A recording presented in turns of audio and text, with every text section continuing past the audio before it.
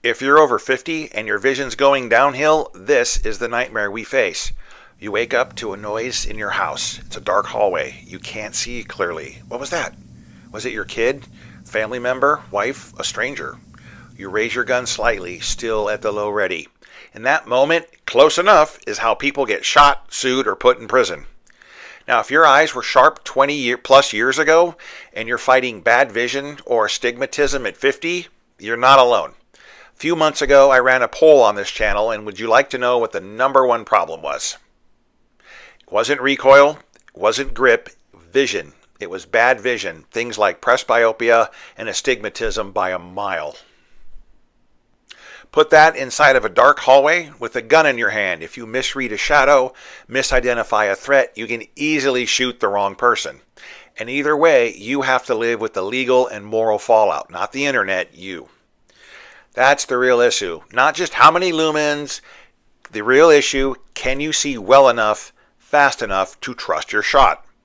When you're over 55, your vision starts to slow down. Your threat ID slows down. This is just a reality. A good light, like the GM35, can help you see faster, but it does not fix bad decisions. Today, I'm going to tell you if this thing helps or makes things worse.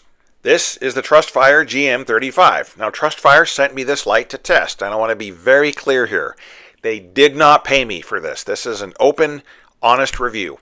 My job is to show you what it actually looks like for older eyes, older hands in the dark, and tell you if it's worth putting on a gun that protects your family. I'm Dave with Everyday Gun Owner. I am 55 and in the same boat as you. I've worn glasses since I was 18. My hand starts to ache a little bit, and I have hip and back problems from 12 years in the Army Reserve. But I do have over 30 years of shooting experience. I'm on a fixed budget like you, so I test gear only if it delivers real value so you don't waste your cash. I don't care what the forums or the YouTube gurus say. I want you to know I do care if a real human being over 50 can use this light in the dark without guessing, without fumbling for controls. Here's how I'm going to break this down for you. First, what a home defense weapon light actually needs to do for someone with bad vision or astigmatism. Then we're going to test the GM35 against that list. Can you see faces and hands clearly in your house and in your yard? Can you work the big paddles with stiff arthritic hands? Does the high load, low mode setup help or hurt you when the stress and the adrenaline is pumping and you need more than a couple of seconds of light? Does the USB-C charging make life easier or just annoy you on the night when it's sitting on the nightstand? In the end, I'll give you the straight pros and cons and tell you where this makes sense on a home defense pistol or pistol caliber carbine, PCC, and where I would say go buy a duty light instead. For older shooters, I boil a home defense light down to 3 basic jobs. Job 1, you need enough light to identify faces and hands inside of your house and, if necessary, in your yard. If your vision's fuzzy, the light has to do more work so your brain doesn't guess. Job 2, you need controls that work with stiff hands and less than perfect grip. Big paddles, clear clicks, no tiny rockers or little switches buried under a trigger guard somewhere. And 3, you need simple power. Shouldn't be hunting for little tiny batteries opening up compartments to swap out batteries.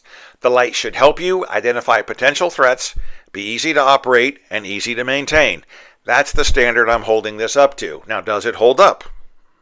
Before I get into the details, I want to ask a quick favor. If you're over 50 and you want real talk about vision, arthritis, home and self-defense without the nonsense, hit like and subscribe. Please help us grow. That tells YouTube you're enjoying this video, and it helps me keep making honest reviews like this one.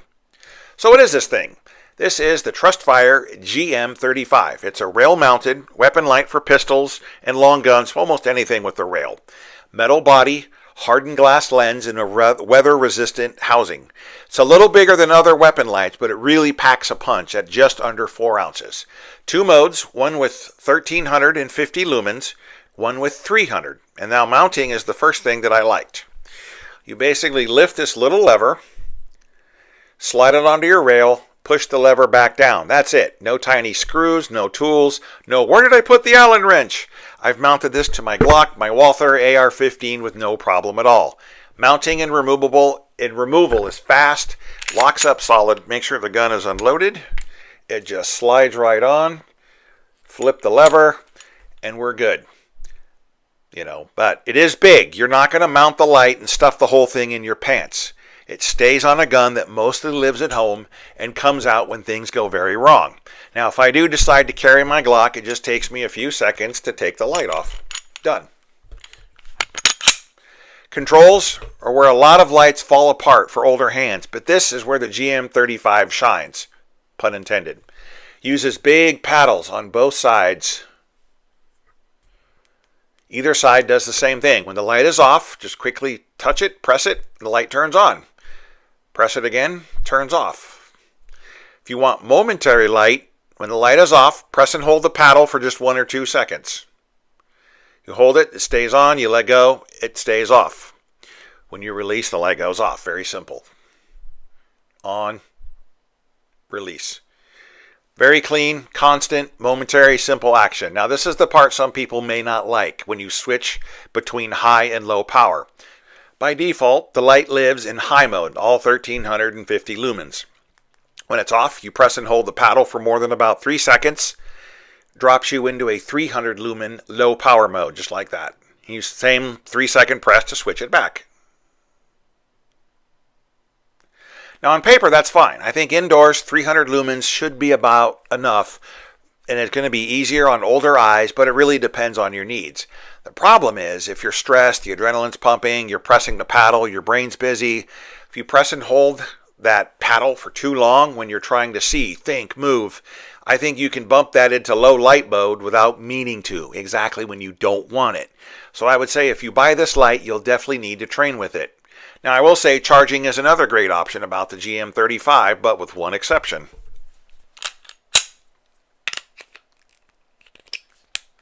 You charge it with a USB-C port on the bottom, right there. That part is great. It's the same cable you have lying around for your phone or tablet. And yes, it does come with a short cable already. There's no proprietary charging, no special cable to charge the light, and you can charge it while it's mounted. I love that part. Now, the downside is not a game changer, but it is kind of annoying. You plug the light in and you're wondering, well, how do I know if it's charged? Good question. The charging status light is at the rear of the flashlight. If you seat the light all the way back on some pistols, that indicator is basically pressed up against the trigger guard. You can't really see it without moving the light forward. You have to move it forward to see what the indicator is. Obviously, red is charging, green is topped off. See if I have a cable long enough. Yes, I do.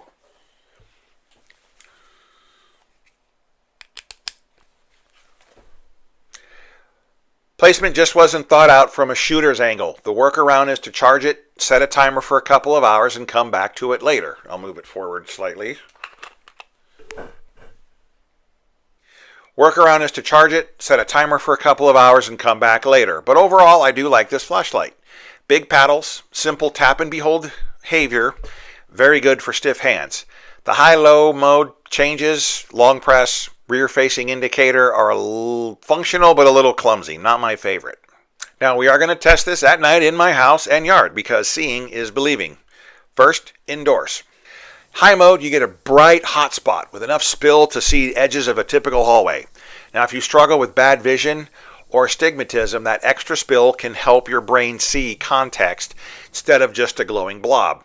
Now, if you have white walls, it's also going to be very bright, but you'll definitely be able to clearly see a face and what's in someone's hands across a normal room and hallway distances. Now, in low power mode, 300 lumens, you still have enough to see hands and faces, but I think the glare on the white walls, if you have them, drops a lot.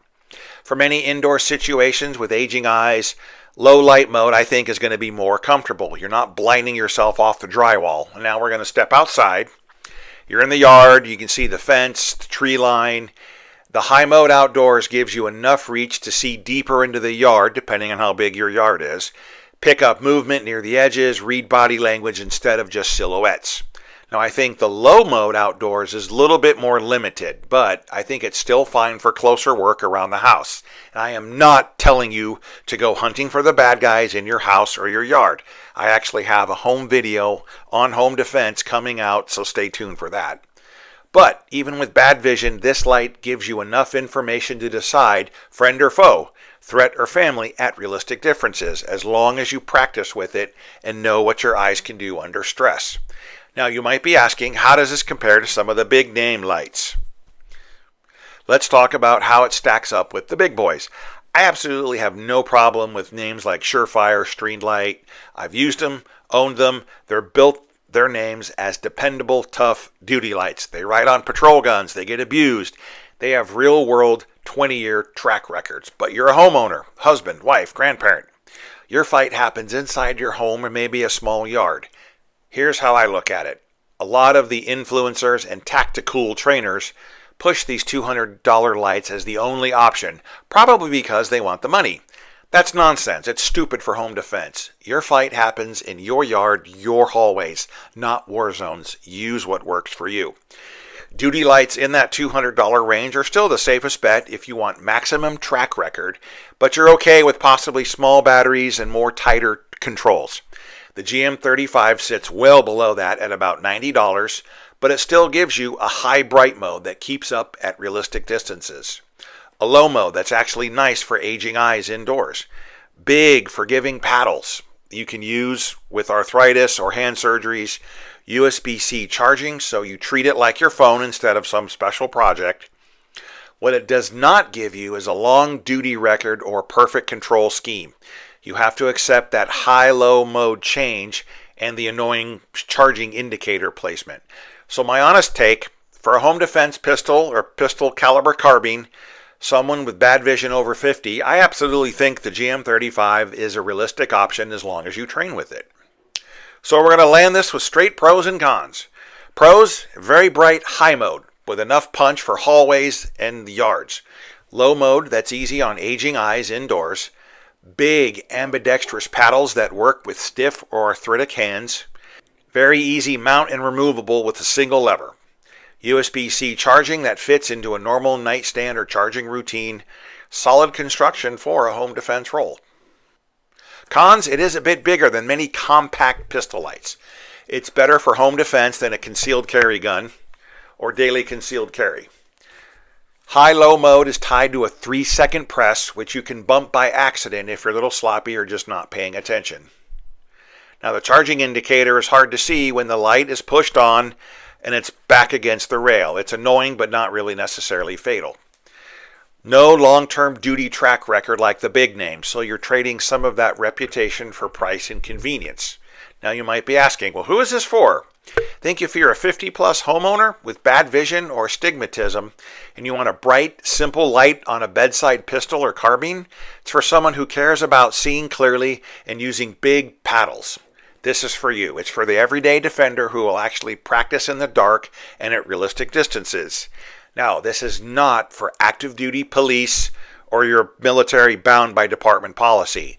It is not for everyday carry, but it is for home defense or even vehicle defense. So at the end of the day, you don't win self-defense situations or home invasions with brand names. You win it by seeing clearly and making a clear decision on what to do. Now, if you want help tightening up your home defense plan, I put together a little home defense protocol and checklist for you.